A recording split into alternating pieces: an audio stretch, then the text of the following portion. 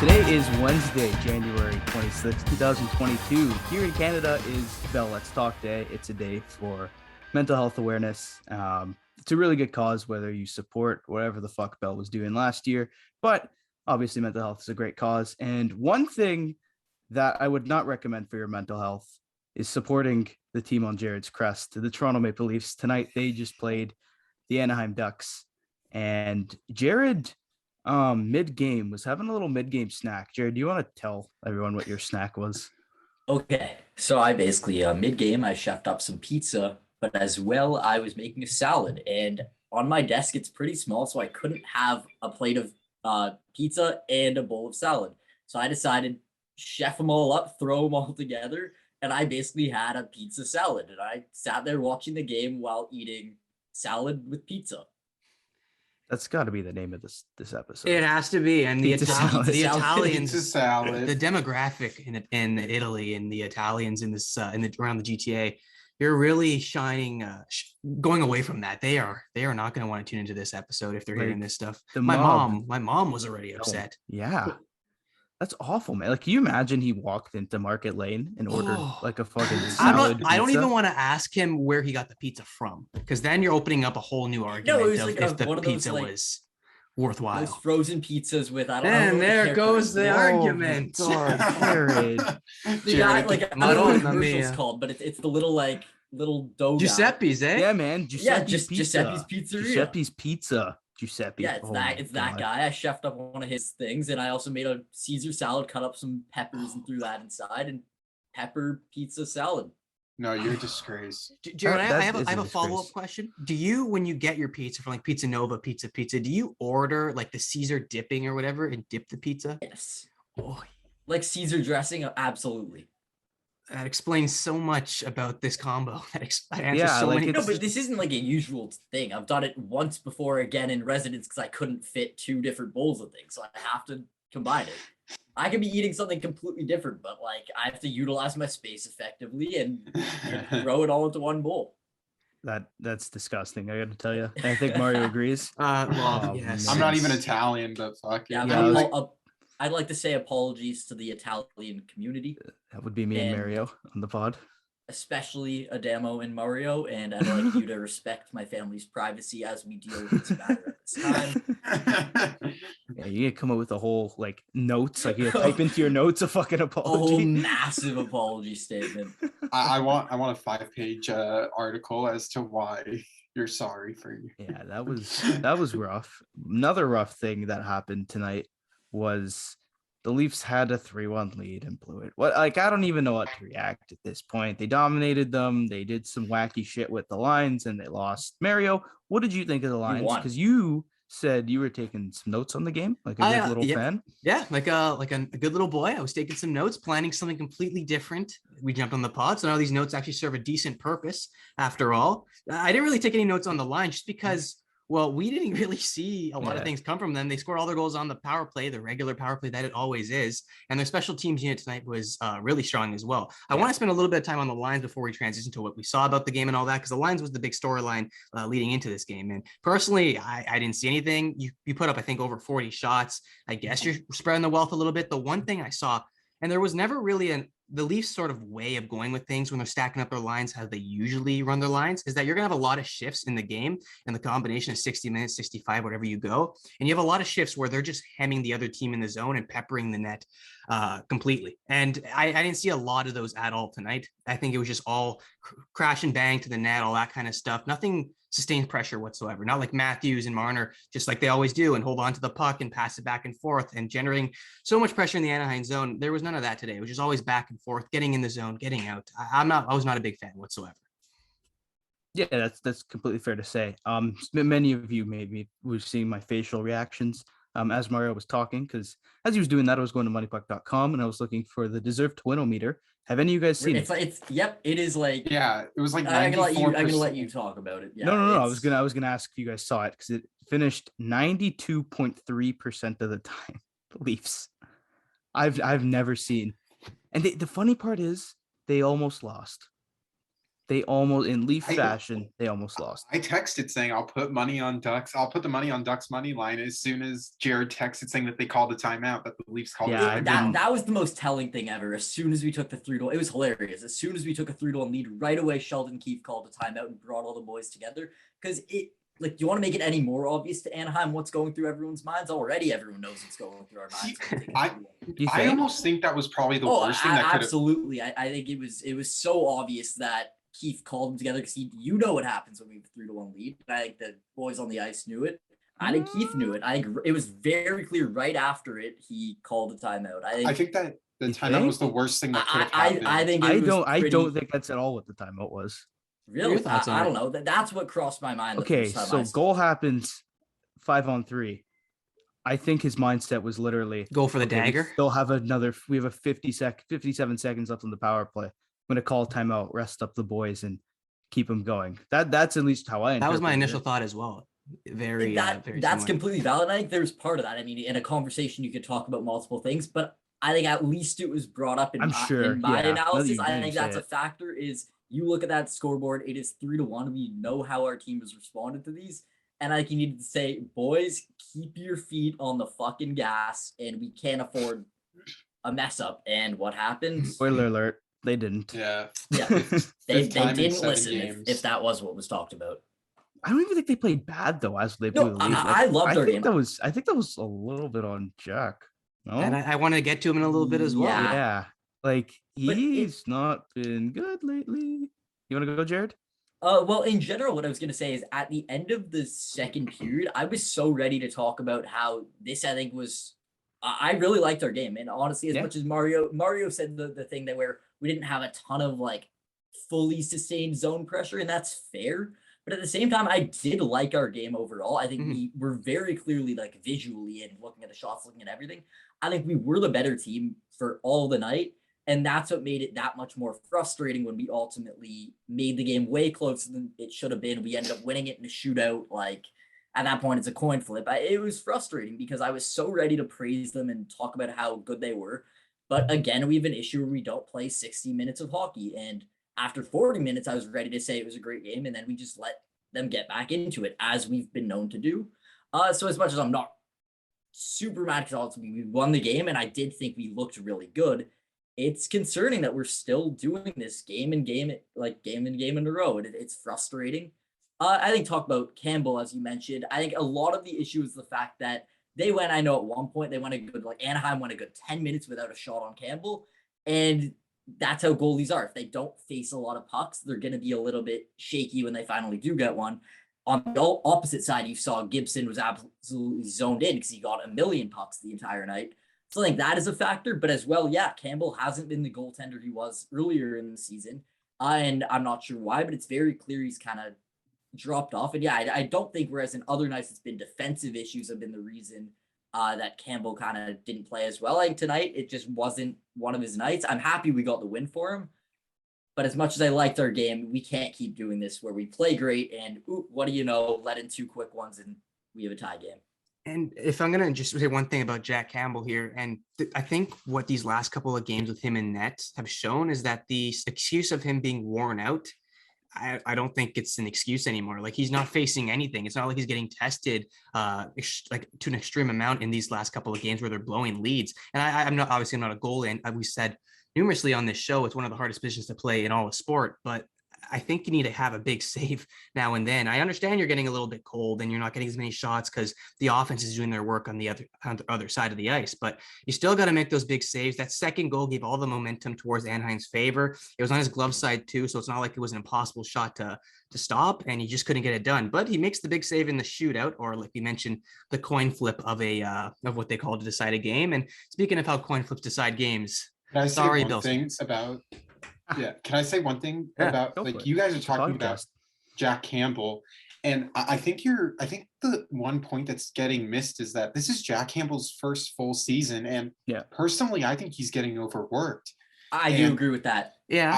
I don't think it's a matter of the fact that, like 10 minutes without a shot, like that happens from time to time. Like, it's not an excuse to be like he's getting paid to be in the NHL. Absolutely. Like, it's not going to all be like perfect in terms of how many how worked he is, but at the same time, I think it's a little bit of mismanagement by Sheldon Keefe and Kyle Dubas, and that's just they gotta like get Mrazek. I mean, you're paying him $3 million, and he's only played like what 5 games, and I understand a lot of that has to do with injury, but he has been back for over a month, almost 2 months, and I think he's only gotten at least 2 starts, and it's only on the back-to-backs. Like, I think if you're paying him $3 million, like, you can give Campbell a break, because if he's already gassing out by January, he's going to be screwed by March.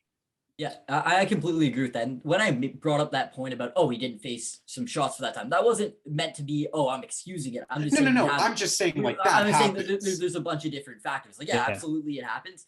But example, we saw it in Game 6 in overtime where Toronto was all over Montreal. I was going to say that, yeah. But Montreal had no shots on Campbell when they finally got a shot on him.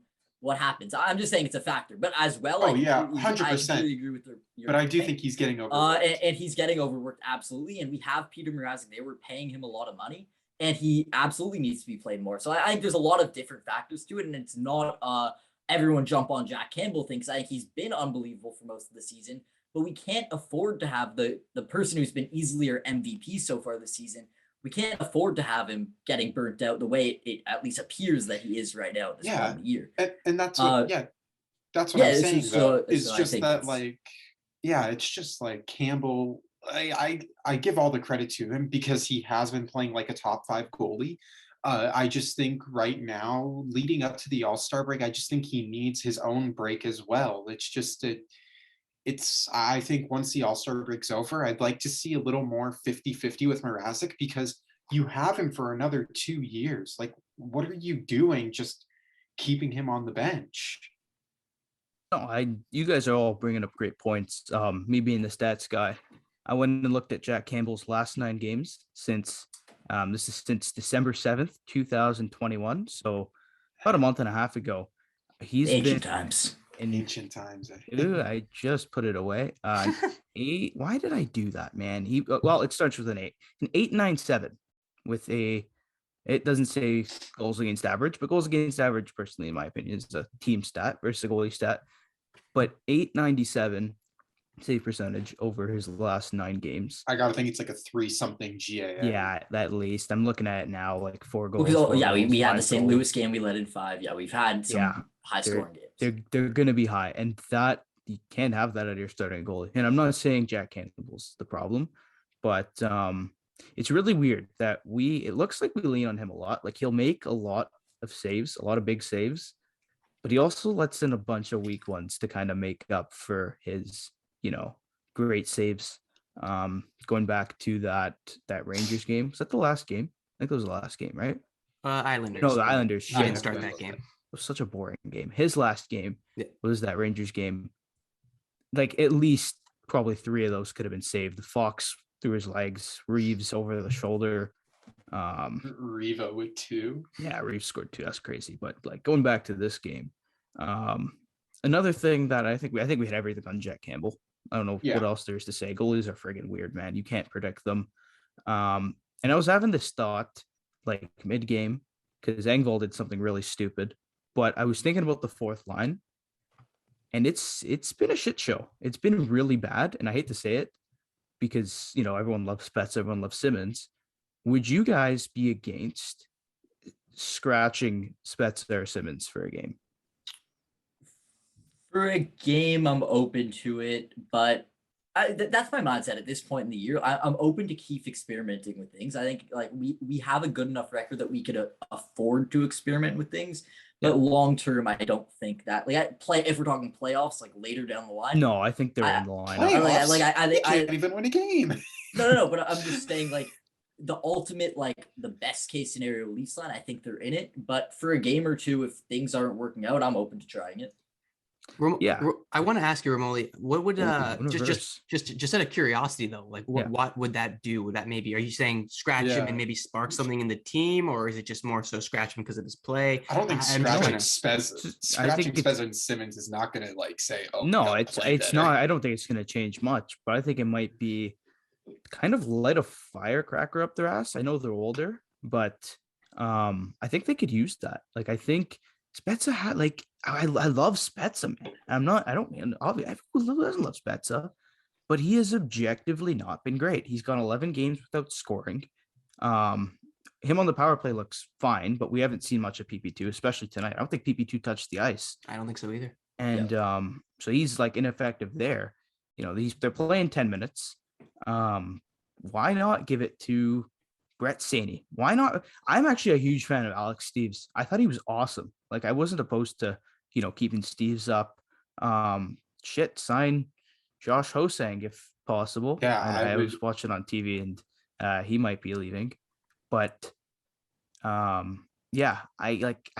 haven't done anything. Same with Simmons. Simmons has been top 10 in expected goals for per 60, which is crazy, but like I don't see it. I think it's a lot of him jamming pucks into pads.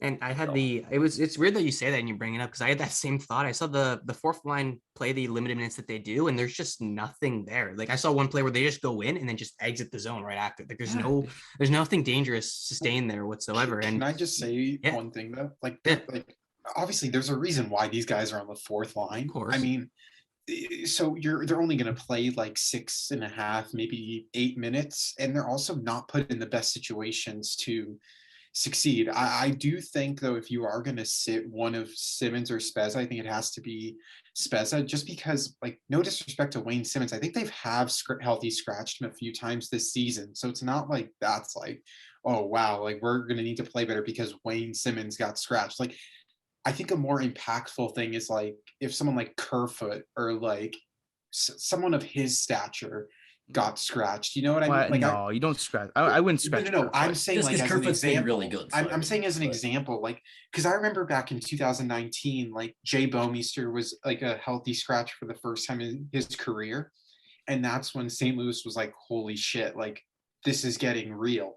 I don't think that you have that same impact with a guy like Simmons and Spezza, just because like, look, I love them. They're just not impact like. Spezza isn't your difference in winning a game, and neither is Simmons. Simmons. And I remember like Adamo, you brought up the stat about like how good Spezza is, like how good he was doing goal scoring wise and even just point production. But when the Leafs win, he does nothing. Like he's so much better in losses, which that's a good point, I view as empty calories. Is like, which I know sounds stupid, but it's like if you're doing so good when a team loses, nobody cares. And I remember like in 11 games, I think he had like 6 goals in losses. Like 11 losses, he had 6 goals. Yeah, but in like 11 wins, he had 2. Yep. And it's ironic that we talk about here scratching a guy like Simmons, or how I'm about to say it, Jason Spezza, when he's the dude who's always putting the energy in the team when they're down. And the only game that comes to mind, I'm sure we'll all agree on this, Columbus, when he gets into that scrap. There's so many other ones, and not just in the playoffs. The play-in round. Yeah, which obviously no one cares about the play-in round, but it was something that he did. He sparked something up, and they had one of their, I think it was the greatest comeback in Leafs history in that small amount of time, which was really cool. So no, it's weird that we're talking about guys scratch him to spark something in our lineup when he's always the guy who's sparking stuff in the lineup when we're losing. So that's pretty strange. And I want to it's just the hosting in me. I always have to turn over questions. I always think about questions to give you guys. Yeah. But is it sort of like a scratch these guys to put momentum and some energy in their legs because of this? Is it going to get them out of this sort of skid? I wouldn't say skid because they're still winning games, but out of this sort of slump where they're giving up these leads? Is that the right thing to do, or is there something major and this problem lies a little bit deeper than just a scratch to Jason Spezza and it's all done?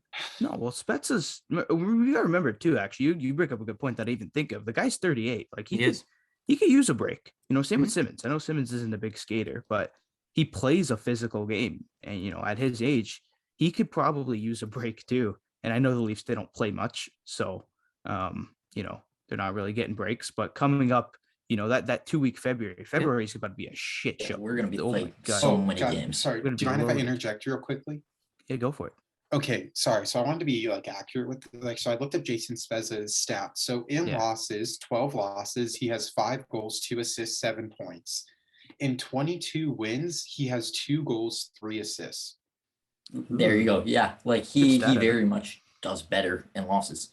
But that empty calories. That might not be a good thing. I'm not saying it is a good thing. I'm saying like the fact, like the stat proves it. He's just a lot better in losses, which is not a good thing because he doesn't He's not a factor in the team winning. He just kind of steps up when no one else is, which like. Yeah, and guys, I don't think scratching either of them is going to do anything to this roster. It needs to be something major, and in my opinion, it needs to be something that happens at the deadline. Like you need to make that. You can't wait till the deadline. Yeah, it's something you're trying to fix right now. No. I'm just saying, like, if you're looking at something that's major, of course, you're not gonna find that unless there's unless they trade a guy like a Dermott or Hall or something like that really goes like ballistic. But other than that, like scratching a guy like Simmons and Spezza, it sucks, but the fuck cares? Like they're not I just showed you Spezza's not doing anything in wins anyway. Yeah, like if you were to make a move, no, I don't mean a move as in a trade, I mean like a lineup move. Transaction. I would bring up Posang. I think he deserves it. The most thing you could do is scratch a guy like that and then bring up a Marlies guy. Like I guess that's the only thing that you would do. But I don't really think that's something that majorly shakes up anything in the group, or at least I wouldn't predict that. I'm not opposed to it just because at this point, if things aren't exactly working out, change things up, see what happens. Maybe some Marley comes up and absolutely kills it. Like I think that's cool to see, and maybe it could help us down the line. But scratching any of those two guys at least is not something that popped into my mind as a move that we need to make in order to get our team going. I don't think it's an issue of they need to be scratched. I think it's just our team needs to kind of, and I don't know what the issue that we keep blowing these leads are, but we got to figure it out fast because this is not a new problem. This has been years and years in the making, and it's costed us in all of those seasons. Weeks and weeks. Yeah, and it's right now it's weeks and weeks, but in general, it's been seasons and seasons, and it's been the thing that's ended up costing us in many game sevens. Can I ask? I'm going to be the host for it's a podcast. So I'm going to ask the three Leafs fans this. How confident are you guys right now in a first round series versus any team in the East that's like? Why don't I have an idea? Oh, why don't we ask this later? No. Let's go through the teams and let's I'll do that. I'll go through, and then you guys rate it. I'll give you guys the teams that are right now in a playoff spot. Yeah. So I think so. The Leafs are third. So right now, I believe they'd be playing Tampa in a playoff. If the season ended today, they'd be playing Tampa Bay in the playoffs. And Tampa has home ice advantage. So on a scale from 1 to 10. 2. And let's infer that like Nikita Kucherov, who is on vacation in Cancun right now, is back in the lineup. And I'm going 4. I'm going below half though. I'm taking such an unconvincing 4. I'm taking a 5, and the only reason why, and it's not even because it's just, I don't know, it's playoff hockey. I don't know what's going to happen. You never know what's going to happen. If I'm predicting it, obviously the easy way to go about it is the Leafs get slaughtered. And if you're looking at regular season stuff, they'll get slaughtered. You're looking at playoffs prior. Yeah, they'll get slaughtered, but then what's the point of putting, I think you're talking yourself into the answer here. No, but what's the point of having a playoff and this Leafs talking up a Leafs team, covering a Leafs team all year just to see him get flushed by the Tampa Bay Lightning? I don't think it's going to happen. No, I think we're capable because I think we match. We play Tampa well, but that's in the regular season. We don't know how we do in a playoff series with them. I wouldn't predict them to win, but I also wouldn't say it's impossible for us to win. No, I don't think it's impossible. I don't think it's impossible offensive star power that we could match up with them offensively, playing Victor Hedman and Andrei Vasilevsky when we've had a history of getting quote-unquote goal lead. That is tough. Well, you're also forgetting about like guys like Eric Chernak, who's like an absolute, they got a squad. You're right, Tampa. I would have Tampa in 6. I would give the Leafs 2 games against Tampa. Oh, I thought you have us at a 6. Like confidence. I said Tampa. I would go Tampa. I agree with that. I don't think give the Leafs 2. I would give the Leafs 2 games, but I don't think they win either of those games. I don't think they win either of those 2 games in Tampa. Like I think they would win both at Scotiabank. And this is a tough question to ask because I've personally seen Tampa Bay in the play. Like that atmosphere is just fucked. Like you're not. It could match with Vegas. I mean, nothing can match with Vegas, but like it's definitely up there in terms of like you can't hear yourself talk. I do think the better question, Evan, would be suited to which team do you feel confident the Leafs would beat? Because who do you think they would beat? Because whoever they're going to match up against, and you're asking this at the time where they can't play regular season hockey to shut down a team. For You're sure. playing with a team with so much previous stuff in the past where they can't hang on to leads. They can't play playoff hockey. They're soft. So it's always going to be a no when you're going to Tampa. Right now, the Leafs have 4 games in hand on Tampa. They're behind 5 points. So then that would also be flipped. But let's say that, God forbid, a team like Boston gets into that 3rd spot and then Toronto slides into the wild card. How confident, do you think the Leafs could then beat the New York Rangers? That's fairly confident. I actually have more confidence. Yeah, I have a lot more confidence against the Rangers, and still, I think the Rangers are going to make Florida. I like our chances with Florida, but Rangers and Florida of the Eastern teams right now, I think they're the least defensive. So for that reason, I think we match up well against them. Yeah, I was going to say, because the Rangers rely heavily on their power play, especially their special teams and their goalie, which is, penalties. They not just the recipe for the Leafs did just score three. No, I mean the playoffs. In the playoffs, murder is pretty much illegal. Yeah. So that's fair. I'm interested to see what moves the Rangers make.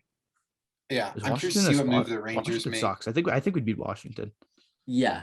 Washington. Hold on. I'm looking at the top 8 now. Yeah. I believe the wild card's Boston and Washington at this moment. Yeah, the wild card's Boston and Washington. But if Boston leapfrogs Toronto in the standings, Toronto moves to, as of now, would move into the first wild card spot, and then they would play the Rangers, and then the Florida Panthers, as of now, would play the Capitals. I think the Rangers there's reports that the Rangers get one of JT Miller, Jacob Chikrin, or John Klingberg. I am hearing that they're going to make a splash move because they're definitely in win now mode the way Shesterkin is playing. But I was just asking the question just because it's the 5th time in 7 games the Leafs have had a 2+ goal lead, and they've blown it. They found ways to win it, but it's concerning. When it gets more aggressive hockey and it's continuous overtime and not the shootout, then it could just be a little, I don't know. I don't know what's going on. I think a lot of this blame, I would actually give a lot of the blame to John Tavares. Whoa. Just because, but not for his production on the ice. I think he's great on the ice, but as the leader of the team and as the captain, you can't, you gotta say something at this point. I don't mean, on the ice he's been fantastic. I think I know he's been great. Yeah. But you wear the C, and it's not for show and tell. It's so that you can just also be a vocal leader in the locker room. Guys like Austin Matthews need to start saying something. Even after this win, if I'm Sheldon Keefe, I'm throwing a clipboard or something. Anaheim, although they've been way above expected in terms of wins and production. Yeah. Dude, regardless of the team. Yeah. Even if they make it 3-2, you got to find a way to make it 4-2. I think we also are forgetting to mention, we didn't mention it off the top, but John Gimstead had a game of his life. I thought he was going to steal this one, man. I thought Leafs were going to get absolutely out. He was looking at it. That's why he's an all-star. He was unbelievable. That's why he's an all-star. The Leafs had 5.45 expected goals, guys, according to Money Puck, which I know models. There was a lot of ringing in there too. Lots of posts getting rattled around. Yeah, Sandin hit 2 or 3. I thought. In overtime, I think. Yep. Yeah. They've been. Can we give credit to Mitch Marner because he had a hell of a game? Abs hat. I'm not wearing a hat again. Hat off to Mitch Marner. He had a great game. I think if Mitch Marner can play like this. I said it on the last podcast, things that's always frustrated me and why I've always said Nylander is better. Even from 16-17, I thought Nylander was better. Mitch Marner is a fantastic playmaker, but he forces shit way too much. And he's almost he's almost too he outsmarts himself sometimes, where there was this one play. I wish I could screen grab it. You guys remember the 2-on-1 in the first period? Tonight? Yeah. Yep. It was first period, 2-on-1, Mitch Marner, 1-on-1 with the goalie, Tavares and Sandin absolutely taken by F2 and defenseman, and he goes for the pass and they don't get a shot off. That's the stuff that I don't like about Mitch Marner. But when Mitch Marner's taking that clapper, when he's making a sick pass to Matthews behind the net, when he's not forcing cross-ice passes or deking at the blue line that are going to get turned over, that's where I have an issue with him. So credit to him. Big credit to him. Well, tonight I found, as much as you bring up that example, I found that was a lot more of the minority in his game tonight. Oh, yeah, I think tonight I noticed he was a lot shoot first as opposed to what we normally see when he's pass first. I noticed a lot. Of course, the big one everyone's going to bring up is he buried that absolute beautiful, like a slap shot Ovechkin, like bar down, like beautiful. But in general, I mean, he was just shooting a lot, and I noticed as much as sure he looked for the pass when it was there, I found a lot of times he felt confident in himself and he looked confident out there, and he would just rip shots on Gibson. And of course, I mean, one went in. He ended up getting another assist for 2 points tonight. I see he had 6 shots on goal. I'm looking at his stats right now. He had a very good game, and credit to him. And yeah, like I saw you, Adamo, surprisingly are the one who tweeted this. If he continues to play like this, 11 million's not looking so crazy. If he could give us this every single night, which he doesn't, I think 11 million still looks crazy, but no, but if he played like he played tonight, then we could have a conversation. Thing. I was thinking he always had to like tilt the ice more in his favor. And I thought tonight, I don't remember a shift other than the penalty kill where Mitch Marner was in the defensive zone. That's what we need from him. Like, there was too much, and you see this kind of similar effect with John Tavares, where, you know, they're out there 45 seconds and okay, nothing happens. But when like Nylander and Matthews are out there, you know they're out there. You know, Nylander's going to make a 6-zone entry. Matthews is going to dance around the zone, do crazy shit with his stick. Marner will kind of glance around and okay, maybe next shift. But when he's like tonight, that's the Mitch Marner we need. Like, he can tilt the ice because he has that skill.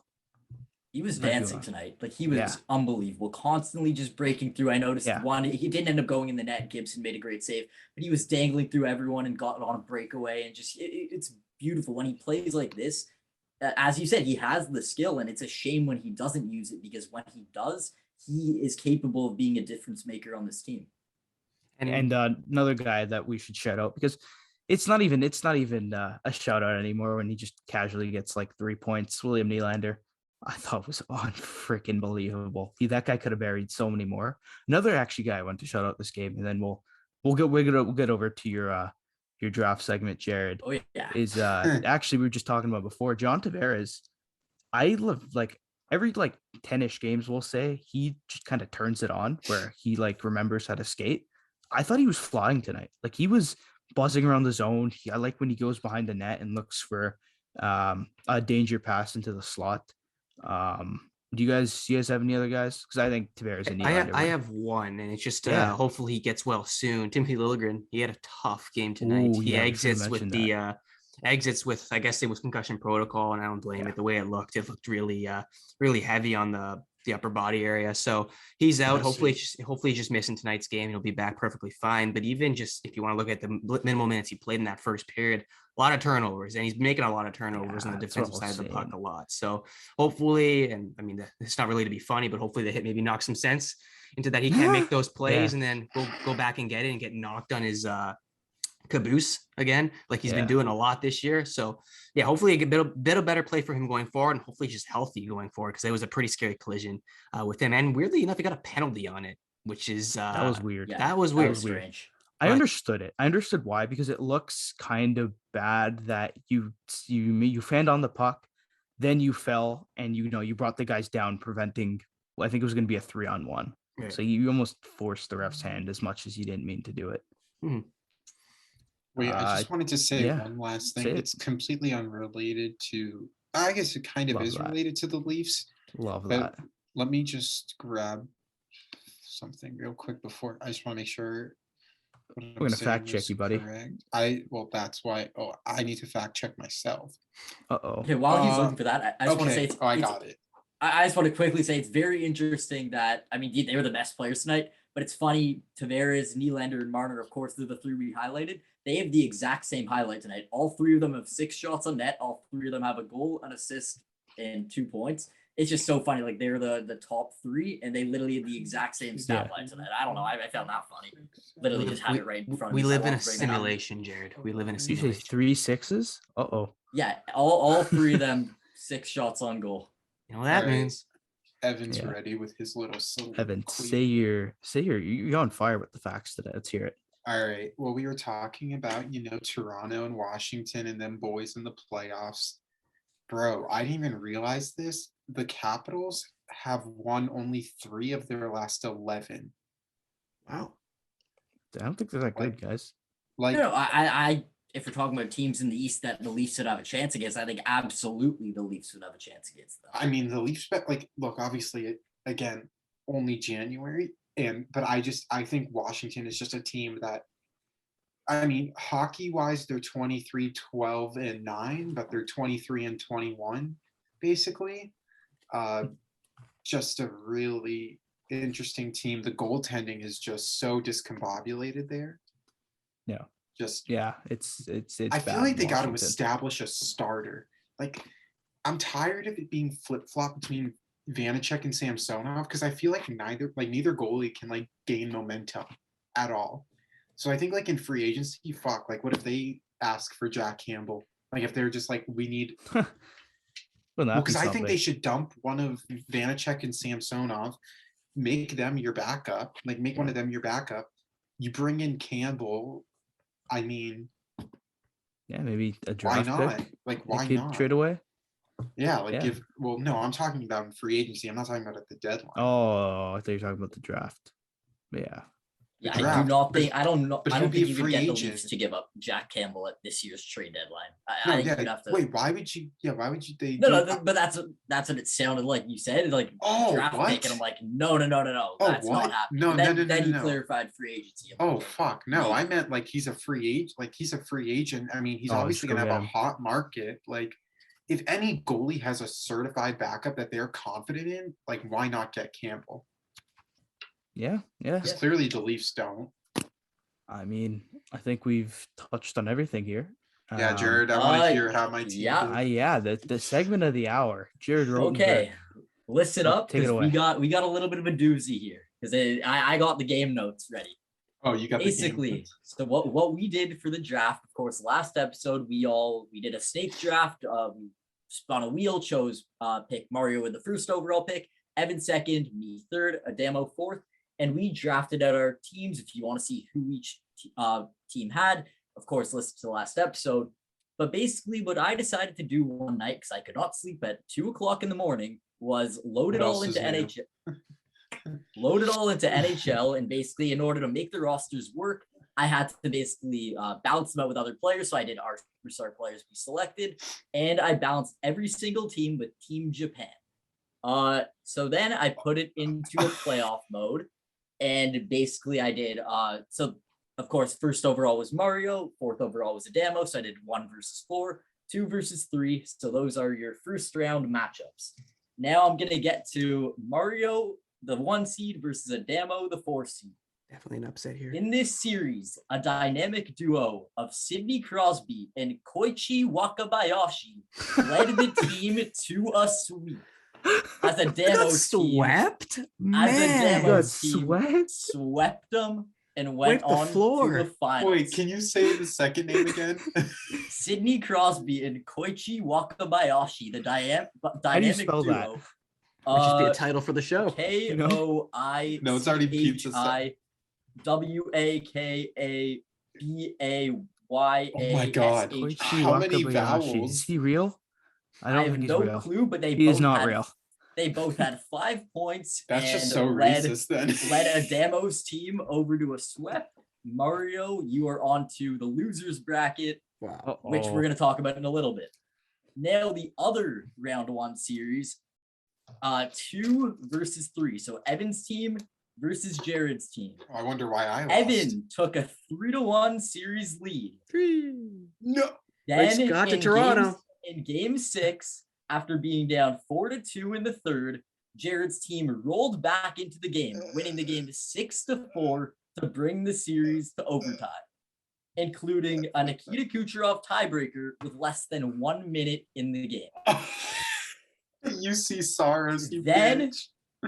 You'd think that Jared's team, with all that momentum, winning game 5 and game 6, would have a great game 7. Oh. But taken after these boys, They drop an absolute deucer in game 7. Evan's team wins 8-3 to go on to the finals, including a Jonathan Huberdeau game 7 hatch. Oh my God. Fuck you, Brandon. Fuck you. Now on to the finals, and you told me I'd lost. I didn't tell you anything. I literally just said the finals was 3 and 4. I didn't say that. I said just wait and see. I literally was just kind of trying to make you think what you want. You convinced yourself what you wanted. I was literally not telling you wishful anything. thinking. I like that. Oh my fucking right, Huberdeau. Start with the loser bracket if you did it. Start with the loser bracket? Yeah, okay. I got to see if McDavid can't even win a round anymore. That wins nothing. Okay, so the 1 seed Mario versus the 3 seed my team. This series was very back and forth, and it ultimately went to game 7.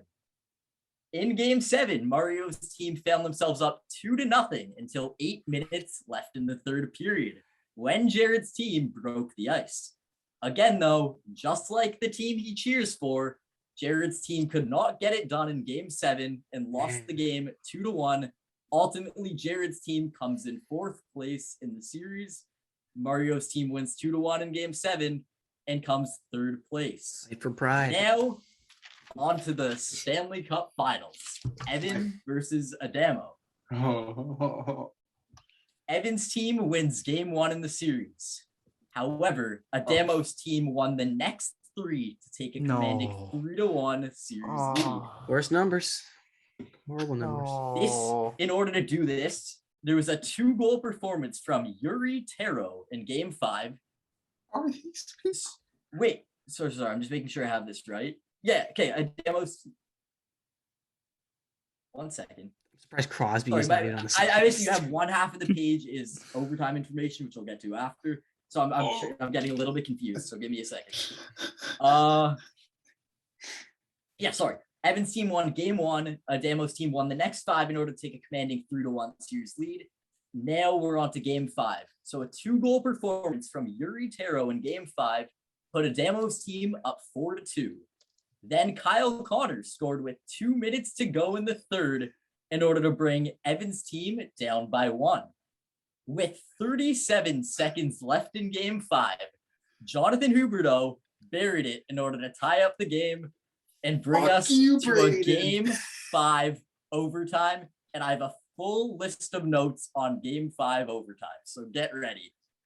In the first overtime, Connor Hellebuck stood on his head and bailed out and was bailed out by the crossbar on Evan's team's rush. You watched this? With a minute left in first overtime, Evan's team got careless, however, and took a hooking penalty. Or a holding penalty, even worse. Who? One of the Japanese players. Fuck the wait, no, hey. Easy there. Easy, American. They killed off the first half of the penalty and first overtime ended. Now on to second overtime. This is a Broadway show, man. Evan's team kills off the penalty, but just seconds later, the puck ends up on Mikko Rantanen's stick. He sends it cleanly to Victor Hedman, who sends it to Alex Ovechkin, who shoots it on the net. And who was it tipped in by? None other than Sidney fucking Crosby with the Stanley Cup winner. Connor Hellebuck is your Conn Smythe winner. So Adamo's team won the draft. Evan's team came 2nd place. Mario's came 3rd. And just to prove to you guys that it wasn't rigged, my team came in 4th place. Where are those receipts at that everyone said my team was the worst? I want my money. Give me. Technically, it wasn't good enough. I even did it. I gotta go check your comment. No, the amount of people that said my team was the worst. Your team was the worst. How does it feel in 5 games? 5. I lost once. Dude, okay, Jared. This is why I thought you said that Mario. I'm sorry. That you and Adamo were in the championship, because when I said you said, ladies and gentlemen, we have ourselves a winner. I'm doing a 3 versus 4 series.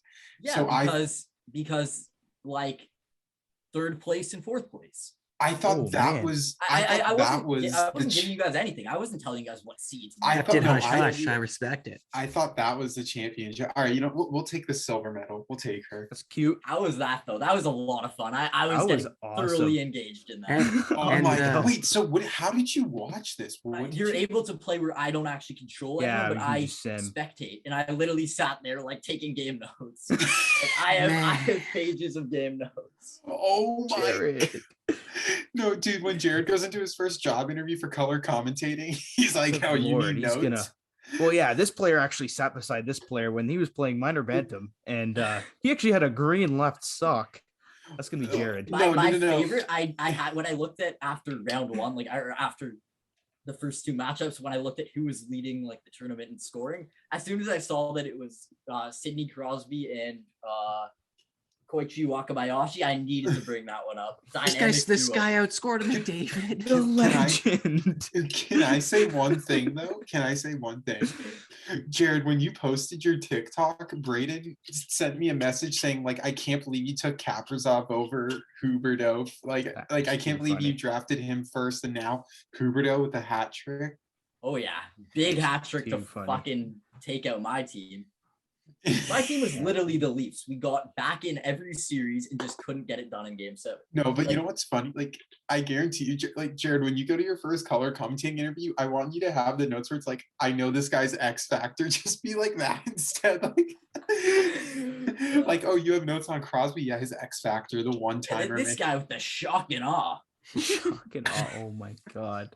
Oh, well, this isn't going to be the first. This isn't going to be the last time that you hear about these things, because this is definitely going to be an ongoing segment. That was awesome. I'm thinking we just keep on adding in the next couple of weeks to these teams and see how far they go and how many winners there are. I feel like we all got to get together and like after we draft this team, like do what Jared did and like we all play like we do. Well, then I'm the winner. It's you're getting. I honestly, I'd like Mario. We can all simulate it because that's Mario. I'll throw fun money on it. I'll dust you. I'm down if we like get together and simulate it. Yeah. Let's draft instead of drafting 6. I say we go full roster. Because that's the issue is like who would have bet that one of the Japanese players would like. I was honestly worried that one of them would score the game winner. I'm like, that isn't fun if it's like not someone you drafted who scores like a cup winning goal. Jared's like, I watched this whole game for an imaginary player to fucking score the game. I'll send it later in the group chat. I had to mention the group chat. I have the pictures of Damo's team lifting the cup, and I have a big picture red of the Alabama Damo's team, baby. Oh yeah, sorry. I have to mention the team names. How did you come up with these? Literally, I did just went first name letters. So I just did like I was like the Jacksonville Jared's team. Evan was the El Paso Evan's team. Mario was Milwaukee Mario's team, and Adamo was Alabama. Roll Tide. Bro, wait, this is actually like so random. Adamo, when I was at the customs line, there was someone else that had the name Adamo. I was like, oh no way. So what I'm hearing is this the customs line from Mexico to the US from earlier in the month or from no, like just a couple hours ago. Oh, okay, in Toronto. I was gonna say no way. The Mexican Adamo is one I wanted. The Mexican Adamo. Were there a lot of people on your flight? Like who's coming here from LA? Huh. Everyone, bro. Fair. Which is so weird because like LA's like so nice right now, and I'll leave it at that. Came back to minus 26 weather today. I think it was -9 when I got off. It's minus 21 right now. For you? Celsius. Yes. Yeah, I know. I'm saying it said -9 Celsius when I got off. Actually, it's minus 14 feels like minus 21 in Vaughan too. So I'm a little bit up. Yeah, you're a little because Toronto says -9. Yeah. All right. I think want to wrap her up. Yeah, let's that's it. Wrap the show. That was great. Trivia. I think I don't got that for you, no man. trivia. I got it prepared. But I do think comeback's coming. Being the champion of the first ever Leafs Line podcast fantasy draft, I'd like to close it out by saying thank you all for listening, and we'll be back next week with your championship and these other hosers. Signing off from the Leafs Line podcast. Take care, everyone. See you guys. See you.